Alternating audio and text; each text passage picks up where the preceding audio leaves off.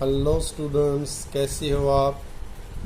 आज की शुरुआत नई वर्कशीट के साथ और आज हम करेंगे worksheet number 15 class 10 subject English. यहाँ नेम ऑफ द स्टूडेंट, विद्यार्थी अपना नाम भरेंगे। Name of the class teacher, यहाँ क्लास टीचर का नाम। 8 अगस्त की ये वर्कशीट है। अब देखते हैं क्या है। Let's talk about poetry. अब आओ हम पोइट्री के बारे में बातचीत करते हैं। You must have read many poems in your language classes till now. अब तक कह रहा है कि आपने अपनी लैंग्वेज क्लासेस में बहुत सारी पोइम्स पढ़ी होंगी। पढ़ी है ना आपने भी, सब ने पढ़ी है। और नर्सरी से ही पोइम्स स्टार्ट हो जाती हैं। कुछ फेमस नर्सरी पोइम्स पता होगी, ट्विंकल ट्विंकल लिटिल स्टार, इस तरह। और भी बहुत सारी पोइम्स है, Jack and Jill went up to the hill, इस तरह। Next, but do you know what is poetry. लेकिन आपने पढ़ी तो नर्सरी से, लेकिन क्या आपको ये पता है कि पोइट्री क्या होती है। There are different definitions of poetry given by different people. अलग अलग लोगों के द्वारा पोइट्री की अलग अलग डेफिनेशन, अलग अलग परिभाषाएं दी गई हैं। Let's see what the great writers and thinkers had to say about poetry. आओ देखते हैं कि ग्रेट जो राइटर हैं या थिंकर हैं वो पोइट्री के बारे में क्या कहते हैं। थिंकर, विचारक। अब एरिस्टोटल, ये ग्रीक फिलोसफर है। कौन है ये? ग्रीक फिलोसफर, यूनान के, और काफी महान दार्शनिक माना जाता है इनको। इन्होंने क्या कहा था, पोइट्री क्या है? रिदम की लय होनी चाहिए, लैंग्वेज भाषा होनी चाहिए, एंड हार्मनी, और उसके अंदर एक सामंजस्य होना चाहिए, समरूपता होनी चाहिए। उसी को वो कहते हैं पोइट्री। समझ में आ गया अभी एरिस्टोटल ने क्या कहा था? Rhythm, language and harmony. Next, Shakespeare ने क्या कहा? कपलेट की एक दोहा वाली फॉर्म में। दोहा देखे ना, संत के दोहे, संत कबीर के वो दोहे। दोहा क्या है? 2 lines poetry that usually rhyme. 2 line की पोइट्री जो लय के साथ चलती है। अब वर्ड्सवर्थ ने क्या कहा है? स्पॉन्टेनियस और flow of powerful emotions recollected in tranquillity. Wordsworth ने क्या कहा है? वर्ड्सवर्थ क्या थे? वर्शिपर ऑफ नेचर, प्रकृति के पुजारी। ये प्रकृति को ही सब कुछ मानते थे। इन्होंने क्या कहा कि एकांत में संजोई गई, इकट्ठा की गई काफ़ी पावरफुल इमोशंस का एक स्वाभाविक बहना, एक फ्लो में होना, उसी को पोइट्री कहा जाता है। अर्थात जो चीज़ आपको नेचुरल तरीके से आपके माइंड में आई, उसी को एक्सप्रेस करना, वही पोइट्री है। नेक्स्ट, किड्स की बात करें, उसने कहा सेंसुअल इमेजरी। ये क्या है? कामुक अभिव्यक्ति है, सेंसुअल है, वर्नल है। टी.एस. एलियट पोइट्री क्या कहता है? टी.एस. एलियट ने क्या कहा? Poetry is not turning loose of emotions. जो हमारी भावनाएं हैं उनको खुला छोड़ देना, वो पोइट्री है। No, but an escape from emotion. लेकिन अपनी इमोशन से भागना पोइट्री है। It is not the expression of personality. ये पर्सनैलिटी का एक्सप्रेशन अभिव्यक्ति नहीं है, but an escape from personality. लेकिन पर्सनैलिटी से भागना है।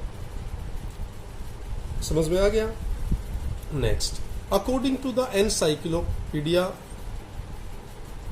Britannica, poetry is a type of literature. ये एक लिटरेचर के टाइप है, और आर्टिस्टिक राइटिंग या फिर एक कलात्मक राइटिंग है, that attempts to steer a reader's imagination. और ये एक रीडर के इमेजिनेशन को, कल्पना को उद्वेलित करती है, जगाती है।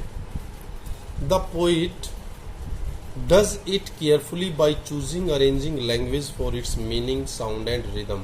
और पोइट ये सारी चीज़ें बिल्कुल केयरफुल तरीके से करता है। कैसे? कि उसकी लैंग्वेज, उसका मीनिंग और उसकी साउंड, रिदम, वो सारी चीज़ें केयरफुल तरीके से अरेंज होती हैं ताकि वो अपने रियल एक्सप्रेशन शो कर सकें। Some poems such as nursery rhymes are simple and humorous. और कुछ पोइमें तो ऐसी हैं जैसे नर्सरी राइम होते हैं, बिल्कुल सिंपल भी हैं और ह्यूमरस, मजाक वाली भी होती हैं, है ना, वो जो मैंने बताई थी वही। Now read the first poem in your text book fire and ice. अब इस फायर एंड आइस के ऊपर स्पेशल एक वीडियो भी बना हुआ है, आप जाएं इसी चैनल पर ढूंढे, सर्च करें fire and ice by Jaiveer English classes, वहाँ आपको ये पूरी पोइम मिलेगी। उसको डिटेल में और बहुत बारीक अच्छे तरीके से वहाँ समझाया गया है। क्लियर है? अब यहाँ देखते हैं, अब इसको पढ़ लेते हैं। Some say the world will end in fire, some say in ice. From what I have tasted of desire, I hold with those who favor fire. But if it had to perish twice, I think I know enough of it to say that for the destruction ice is also great and would suffice. By Robert Frost. Robert Frost के द्वारा लिखी गई है। कुछ लोगों का ये मत है कि ये जो वर्ल्ड है विल एंड इन फायर, इसका अंत आग से होगा। और कुछ लोग क्या है, सम से इन आइस, कुछों का मानना है कि ये बर्फ पिघलने के कारण एंड होएगा। From vote I have tested of desire, और जो इच्छा को मैंने टेस्ट किया है, जो मेरी इच्छा है वो क्या कहती है, I hold with those who favour fire, कि मैं तो उन लोगों के साथ हूँ जो कहते हैं कि इस वर्ल्ड का एंड फायर के कारण होगा। But if it I had to perish twice, लेकिन अगर इसको पेरिश होता है डिस्ट्रॉय होना, तबाह होना, अगर इसको दोबारा तबाह होना पड़ा, I think I know enough of hate, तो मेरे को पता है इसके लिए नफरत ही पर्याप्त है। अर्थात नफरत भी तबाही कर देगी सारी चीजों की, आग को छोड़ो। फिर कहता है to say that for destruction ice is also great, और ये भी बात है कि जो विनाश है उसके लिए आइस भी पर्याप्त है, वो भी काफी ग्रेट है, वो भी बहुत बड़ा सोर्स है, वो भी तबाह कर देगी। एंड वुड सफिस, और बर्फ भी पर्याप्त रहेगी इस वर्ल्ड को तबाह करने के लिए। ये पोइम थी, इजी थी। पूरी पोइम देखनी है, डिटेल में देखनी है तो मेरे चैनल पे जाएं और उस पे जाके फायर एंड आइस पोइम देखें, वहाँ हर चीज़ मिलेगी आपको। नेक्स्ट, अब क्वेश्चन इसका जो है, do you think this is a poem which of the above mentioned definitions would it fit into why और why not. Do you think this is a poem, पहले तो ये बताना है क्या सोचते हो आप ये एक पोइम है। विच of the above mention definitions would it fit into, और जो ऊपर इतनी डेफिनेशन है किसमें ये फिट बैठेगी, ये भी बताना है।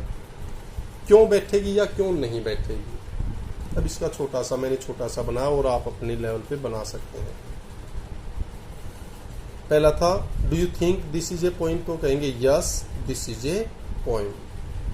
पोम, वैसे इसको पोम बोलते हैं, poem poem. It would fit into the definitions given by Greek philosopher Aristotle. अब एरिस्टोटल ने ये डेफिनेशन दे रखा है, ये रहा, तो ये कह रहा है, क्या कहा इसमें देखो, fit into the definitions given bye, तो कह रहा है ये फिट बैठती है किसमें, ग्रीक फिलोसफर एरिस्टोटल ने जो कहा है, और एनसाइक्लोपीडिया ब्रिटानिका।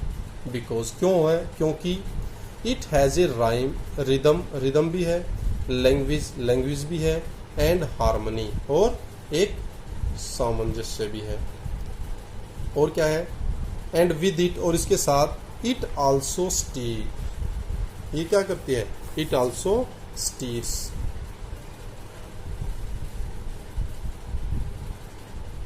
ये उद्वेलित करती है, जागृत करती है। क्या उद्वेलित करती है, रीडर्स इमेजिनेशन और इमोशंस, कि रीडर की जो रीडर है, पढ़ने वाला पाठक है, उसकी भावनाओं और इमेजिनेशन को भी राइज करती है। अब ये आपका, ये मैंने लिखा, आप इससे ज़्यादा भी लिख सकते हो, क्या आपको लगता है कैसे होना चाहिए वो चीज़ें देखो। अब दिखाई दे रहा होगा, yes this is a poem, it would fit into the definitions given by Greek philosopher Aristotle and Encyclopedia Britannica.